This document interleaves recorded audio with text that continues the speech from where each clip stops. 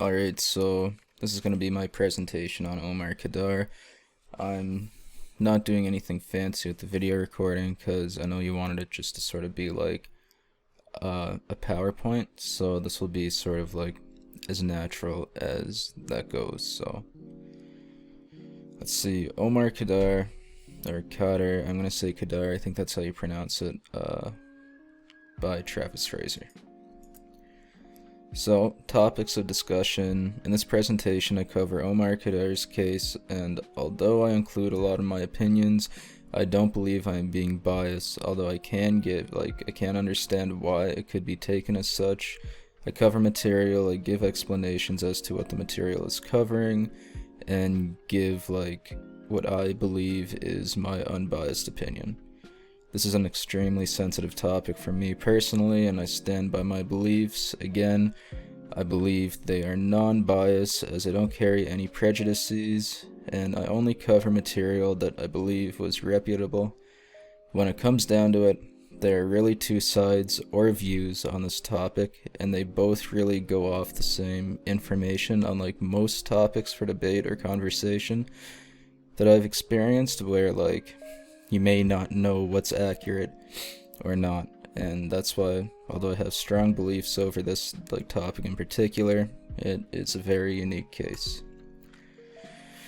So, the Omar Khadr situation. Omar Khadr was born in Canada, therefore he was considered a Canadian citizen, but moved back and forth from Canada to the Middle East, particularly Pakistan and I believe Afghanistan. And Omar's father ran Islamic orphanages in various places such as Pakistan and Afghanistan. His father would then set out to join the Al-Qaeda and subject his son to their ways and beliefs. So Omar in the Al-Qaeda. Omar grew up and was molded into a member of the Al-Qaeda, originally as a translator because he was able to speak English. People argue that that was not his fault and he is not a terrorist, etc., etc., but if that was the case, then there would be no terrorists in the world. They would all be innocent. It wouldn't be any of their faults that they're doing what they're doing. Those are just the cards we are dealt sometimes, as we're being born as human beings, the lives we're being put into. But no matter what your beliefs, I don't care if you were raised to believe a certain way, it is influenced by your religion to support these organizations and indirectly or directly killing or causing harm to others, whether it's war related or not. You do not deserve any privileges that being Canadian has to offer or any of the joys to life, and I don't believe that is specifically my opinion. I believe that is just right. Omar was 15 and was raised into this lifestyle, but being that age is no excuse for what he's done or what he's contributed to. And again, whether or not he was raised into that lifestyle, no matter what it was influenced by, he is still a terrorist, and he's no different than any other terrorist who are soldiers, and American soldiers are both killing and being killed by, for a reason. Not saying that our goal with our military and with our soldiers and stuff and what they're doing is to kill every terrorist out there, but there are 100% conflicts where deadly force is necessary. I wasn't going to play this video now, but just because it's early and to sort of get the same sense as to what I have, I'm going to play this video here. This guy talks about him being in the Taliban, which I believe is different than Al-Qaeda, but he's worked up, and you get the idea. And they might as well be the same thing, the same idiots in it and everything, so let's see. Yeah, my name's Jeremy McKenzie. I'm a Canadian Forces Afghanistan combat veteran. I deployed with the 2nd Battalion Royal Canadian Regiment in 2007 to fight these people, actually, to fight Omar Khadr's extended family. They all participate. They love the Taliban, which he was a member of. And I absolutely detest and abhor the fact that they would even call him such a thing as a child soldier. Calling him a soldier at all is an insult. These are not people that wear uniforms. These are not people that obey things like the rules of war or the Geneva Conventions. They use women and children as human shields. They burn people with acid for not reading the right magic books. They're horrendous. They're monstrous human beings. They were raping children. They didn't care. They would blow up as many of their own civilians as they would do us. It didn't matter at all. And now Canada is leaving $150 million on the table meant for veterans because, well, we just don't have the time for that. While the government spends more money since 1870 than any other government in Canadian history. And in this environment, no, we just don't have enough money. But we will make Omar Khadr, the Taliban terrorist, a multimillionaire. And we're going to tell everybody that's got a problem with that to leave the building and leave the premises, including me, including other Canadian Forces veterans. And I have to be here to say this because many of the people from my platoon that were killed by Omar Khadr's little club aren't here to say that anymore. They're all dead. Chris Stanix isn't here anymore. Sergeant Donnie Lucas isn't here anymore. So that's why I'm here, because this is outrageous. This is a travesty. And I'm sick of staying home and staying on the couch and watching everybody just not say anything because this is wrong. This is not what Canada stands for. It's not the country that I signed up to fight for, and it is certainly not the country that those men and women died for when I was over there fighting against him and his family and his friends. So I guess I'm the bad guy now. If that's how it's going to be, then that's how it's going to be. If you could watch any of that, and I don't care who you are, what your reasonings are, like your beliefs, whatever, I don't care who you are. If you could watch any of that and disagree with anything that guy is saying, then you do not have a right to call yourself Canadian. I do not care. We have too many issues with the way that our veterans are compensated.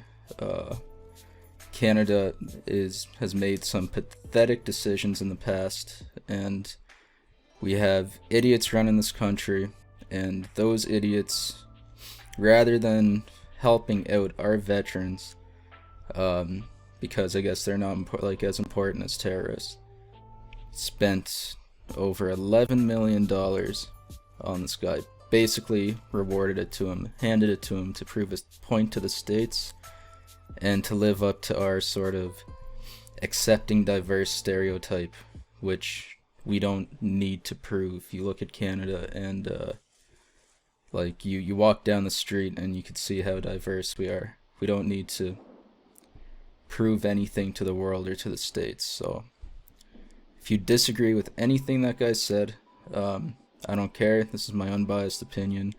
You're an idiot. You don't deserve to call yourself a Canadian or anything along those lines.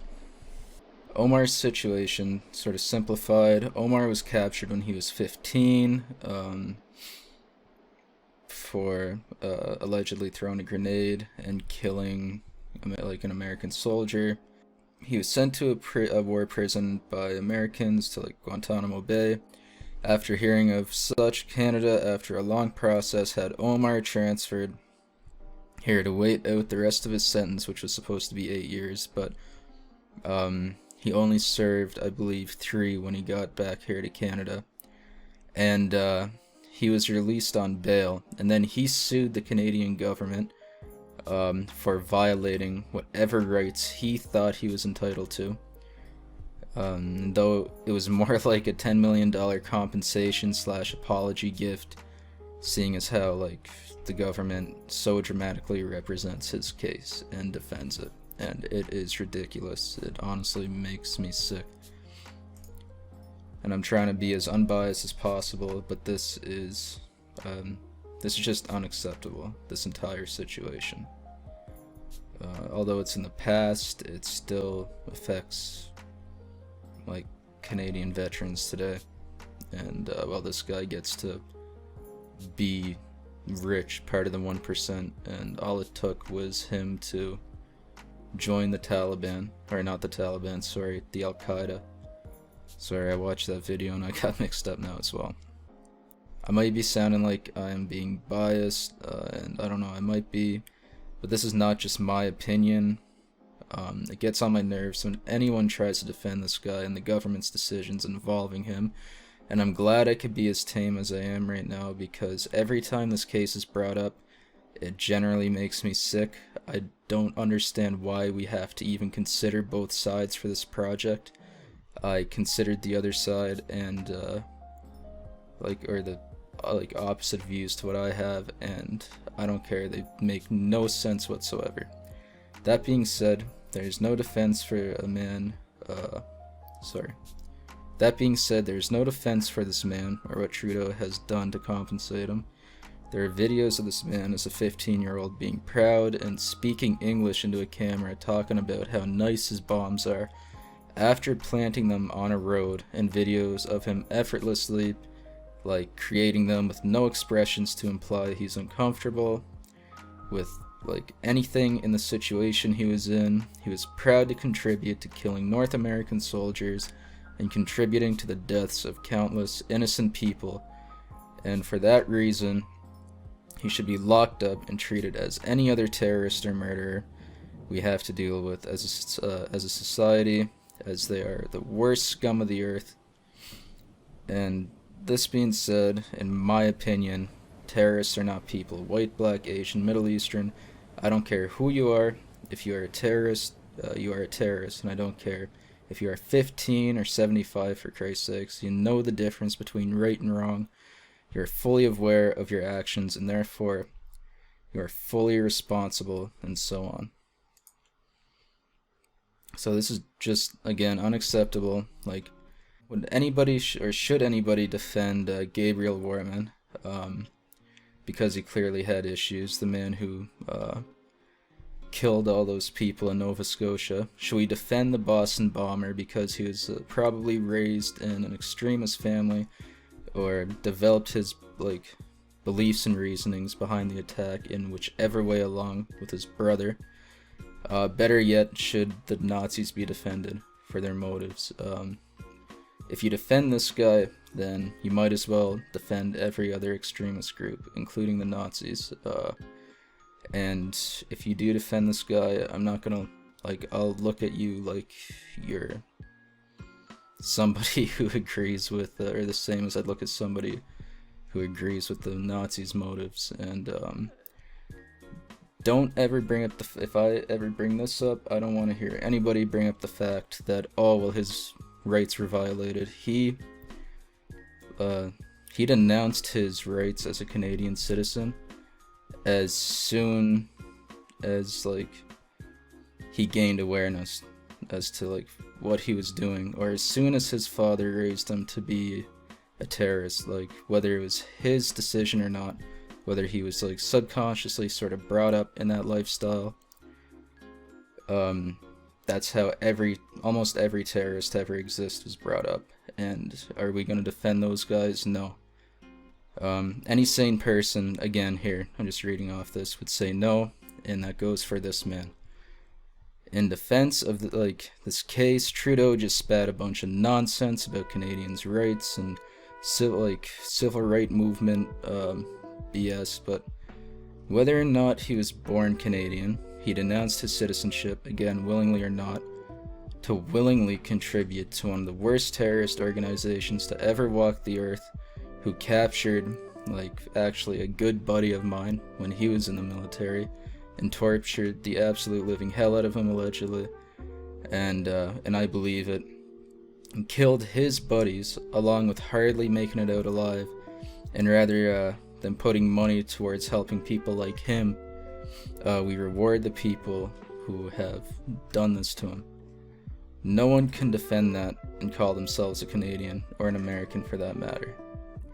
Reasons as to why people would defend this monster, just to get a general understanding as to why I have overwhelming feelings about this case. Here are a list of reasons as to why people would defend him, and I cannot understand a single one, and I like to think I am reasonable, and if I did hear a sound argument, I would listen and consider it, because that happens all the time.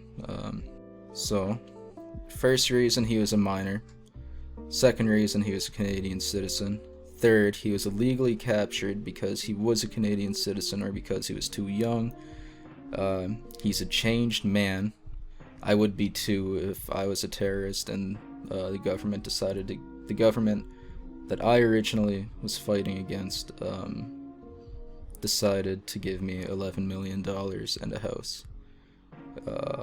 We don't know if he was the one who killed the soldier, which the debate was the fragments from the grenade that was thrown looked like, what is it?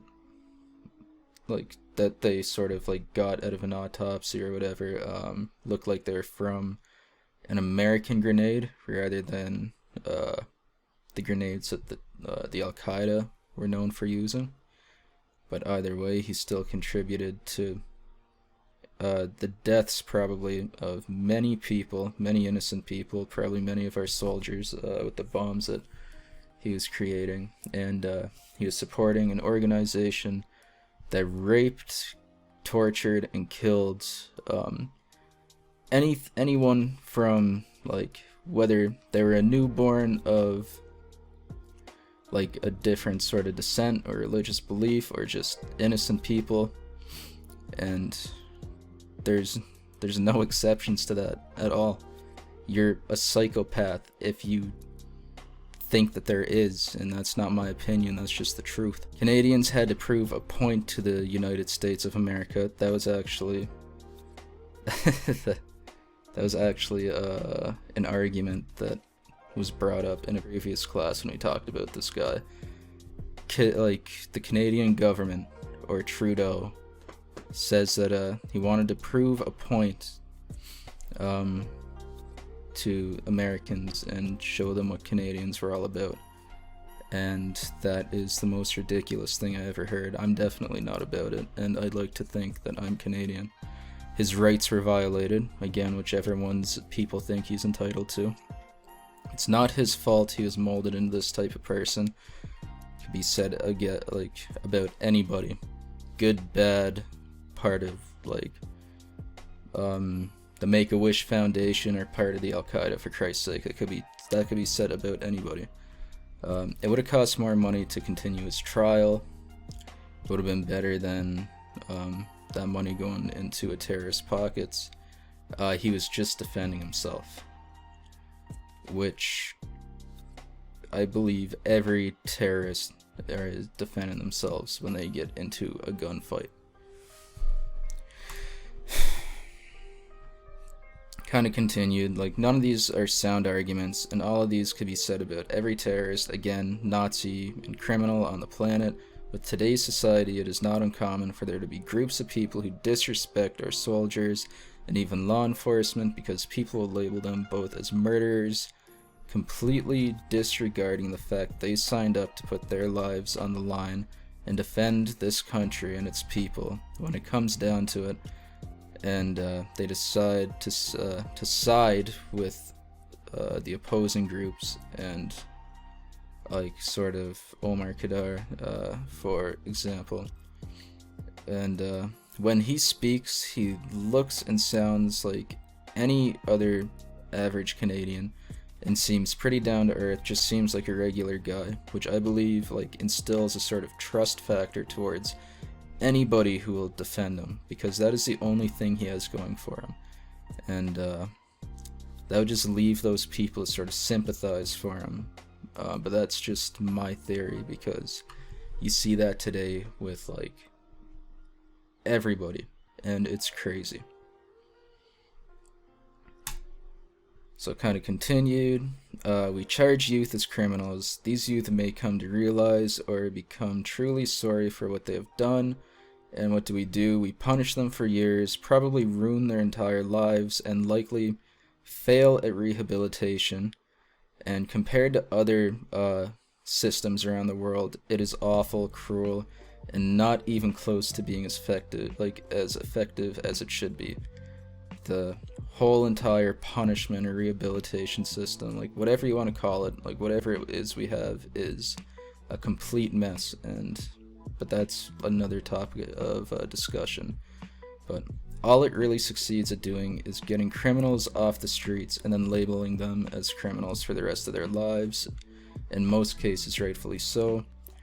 But they do not get a second chance. They do not get rewarded millions of dollars. And given a free pass to life, why should there be exceptions to a terrorist who committed crimes that are 100 times worse than probably 99% of the criminals that we have locked up here in Canada today? And this photo really gets on my nerves, but again, I'm trying to be unbiased. More issues. Our soldiers who fight alongside America, who then themselves, along with their families, are way undercompensated, if compensated at all, are forgotten about by the government, and essentially pushed to the side, resulting in mental illness, drug addiction, which could lead to death in broken homes and homelessness after putting their lives on the line, so that our government can make decisions like this, which personally makes me question my patriotism and disgusted to be a Canadian with these people representing our country. So, that we could reward these people who are killing, torturing our soldiers, who, if they make it home alive, are, or could be, and again, are essentially left to rot, and it's a vicious cycle. It is absolutely disgusting that we are giving this once proud Islamic terrorist like just under $11 million. Like, why couldn't we put that money again towards like programs to help homelessness or mentally ill or drug addicted like veterans who this guy contributed like towards killing? And we gave him a second chance so that we can prove a point to the United States and act like the good, accepting, diverse people Canadians generally are, to a reasonable level. And again, it'll take me 20 minutes to explain why or how they're viewing this as proving a point to the States, but it is ridiculous, and I do not want to be quoting Trudeau. So kind of continued. I believe in rehabilitation, but I don't believe in this guy deserving of being called rehabilitated or anything like along a similar line. Of course, he's going to be a good Canadian citizen and forget all about the Al-Qaeda. He was almost killed in a firefight and brutally wounded, and sent to a terrorist prison and released in Canada on bail to a healthy check of over $10 million. And I heard people defend him because of the amount of time he spent in prison and how long his case took, and like the sort of gray area between him being a Canadian citizen locked up in Guantanamo Bay. And as far as I know, he was also given a nice piece of property. Of course, he's not gonna want to go back to his old ways, and of course, he's going to love Canada. So would any other terrorist or criminal out there who would be treated as such. Okay. Continued. It is my understanding this guy grew up and was sort of guided into becoming a terrorist, just like 99% of every other terrorist that existed. He started off as a translator so that he could help contribute to the killing of people who did not share the same beliefs religiously and politically. Maybe he didn't even understand why he was doing this, but that's still no excuse. Primarily, our soldiers became, primarily killing our soldiers, became a proud bomb technician, contributing to the deaths and injuries of other people. Could not recall if he actually tossed the grenade while he was the only other survivor in the building, which the grenade allegedly came from. Was taken to a military prison for years, and since he was a Canadian citizen, we took him back from the States and rewarded him with millions of dollars for multiple reasons. To say sorry, to prove a point to the United States, because there's a big thing about them holding a Canadian in their military prison, which, by the way, this man is not Canadian and never will be. He denounced the citizenship, again, willingly or technically not. And I don't believe that's my opinion. I believe that is the truth. The only spot he has any right to be when it comes to being on Canadian soil, I believe, is 6 feet under the earth. And another reason why the government sort of rewarded him with all this stuff, let him out on bail, whatever, was or to sort of defend their decision, was to commend him for his bravery and taking a second chance at being a Canadian citizen. And again, if that's what it truly is, then I'm sick to call myself a Canadian citizen. To wrap things up, in conclusion, he said he was forced to confess to killing an American soldier, and whether or not he was the one who threw the grenade, he has done a lot more harm than taking one life of a soldier by contributing to Al-Qaeda as a bomb technician and being proud to do so, which he claims he never was. But the footage that is out there clearly shows that he was a bit more than excited to see like what his work would lead to. And like for an example, there's a video that I watched of him expressing himself, like, and how proud of himself like he was for developing and planting a road mine or a dirty bomb or whichever it was, which I will play shortly. And if you're smart enough to do that at 15, you're 100% smart enough to be aware of what you are like doing.